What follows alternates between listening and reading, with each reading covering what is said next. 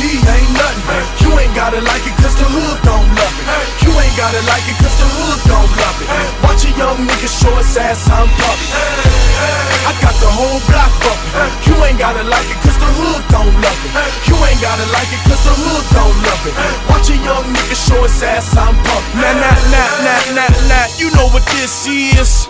Tell them this a celebration, bitch, yes. Where the barbecue pits and the mini bikes, mini skirts, Hennessy's and the Miller Lights, domino tables, who got big six? Where I'm from, we do concrete backflips, flip flop back. Through the ghettos where I bring hip hop back. Real niggas love me, they tell me keep Today and going tomorrow.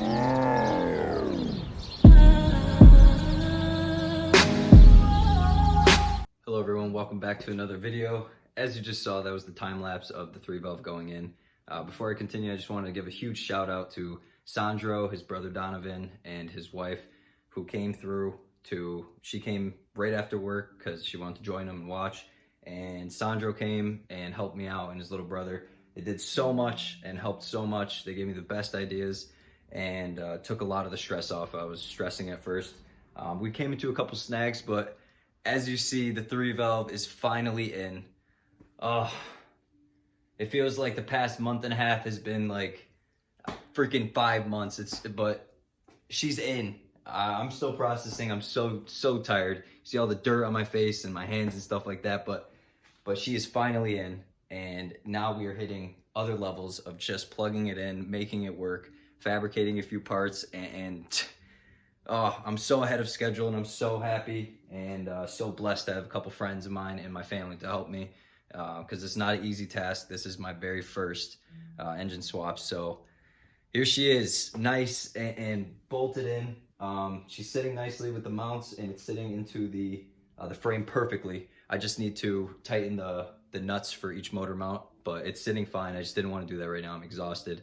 I bolted up the transmission, the cross member, so that's nice and secure. I was going to do the drive shaft and a couple other things, but I am beat tired, and I'm going to do that another time. But yeah, so we came into a couple snags. Now the long tube headers are sitting here, and that's because it just would not make clearance with them on, no matter what we did. The steering, I believe it's called the steering column, it just did not get out of the way, and it caused a lot of problems. But I'm gonna spend a whole day taking my time and getting those headers on. It's gonna be a bitch, but it's better than breaking things and forcing shit through and denting more and causing more problems. So without further ado, here's the beauty. She sits pretty damn high, so I'm definitely gonna need a 3-inch cowl hood, but that is fine with me. I'm super excited. I've always wanted a cowl hood, but I didn't want to be one of those guys who just put a cowl hood on their car just because. I wanted it to actually be functional and be needed, just so I didn't get shit thrown at me. And as you see, I'm definitely gonna need one now. The intake is loose. I have to get the stock screw, so it's just kind of just sitting here, and I need a spacer, and I need to do all sorts of things to fabricate and make this work. But she's in after a gruesome amount of stress and a gruesome amount of time stressing, forcing myself to push harder, get the clutch, the flywheel, everything installed. She's finally in, and the headache is finally over. Now it's going to be new headaches, but it's going to be new challenges, new tasks, and new things to cross off the list. Just day by day and just figuring it out.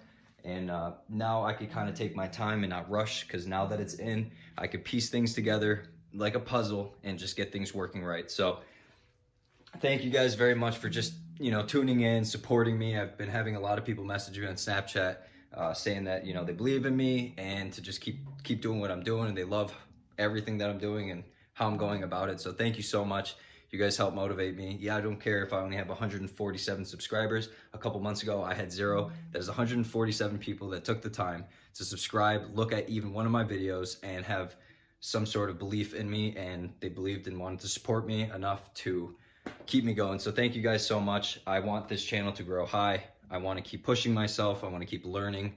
And to my very close friends who have been there from day one, who gave me this motor, Gary, you are amazing. Thank you so much for your help, for fronting me the engine, and for everything you've done. And Sandro and your brother and wife, thank you so much for helping me. And my friend Ricky doesn't watch my YouTube videos right now. I'm gonna make him watch them soon. But Ricky, thank you very much for helping me too. You freaking helped a lot, and thanks for getting the 2-valve out of my way. Now I have all my space back in the garage, meaning that all the work's gonna be up top and a little bit underneath with just bolting in the exhaust, the headers, and some basic stuff like that. But yeah, I'm gonna flip the camera around and I'm gonna explain a few things, and that will, that'll conclude today's video. But today's video was the final reveal of the cam 3-valve, finally in my new Edge Mustang. It's a beautiful sight to see. I'm still processing, and I'm so happy. So I'll turn the camera around and we're gonna go into a few things, all right? All right, so right off the bat, you can definitely see how raised it is. That's just how it sits on the body line. That's just how it is. That's absolutely amazing. Can't wait to just put a cowl hood on this bad boy. And as you see down there, there's those 2 holes are where my AC line hooks up and everything. So that's gonna bolt right in. So I still have my AC. I put my starter in and connected the wires for the starter while we were putting it in, so I didn't have to deal with that. And I'm starting to notice a few things, like I'm not having really any clearance problems with the oil filter mounts. I think that gets to stay. I still have to deal with the alternator being switched over, and I switched the fuel rails around and got my connector, so that's a start for everything.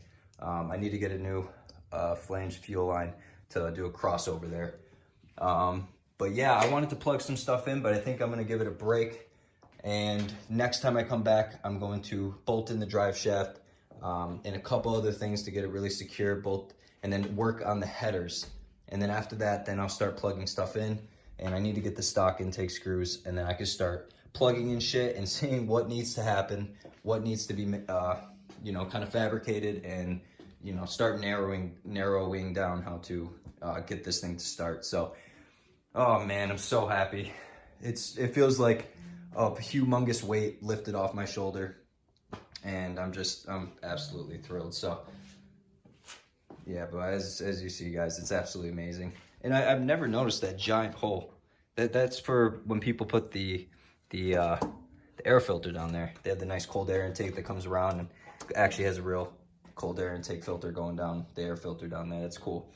Didn't usually see that because the bumper was always there, but that's awesome. But my cold air intake should be here end of January. It's just gonna come out here and scoop down to about there. So yeah, so now that I have that crossed off the list, the biggest part was bolting this in, and now it's just the fun stuff. I even had to, there's some dirt here. I'm gonna clean up that, detail the valve covers a bit, but I even had to bend the dipstick tube a little bit because it would have flanged out here.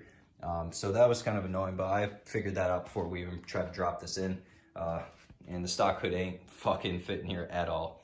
So I'm gonna get my list. I need to get a new radiator cover, battery holder tray, new radiator, probably get a new radiator core, a couple other things.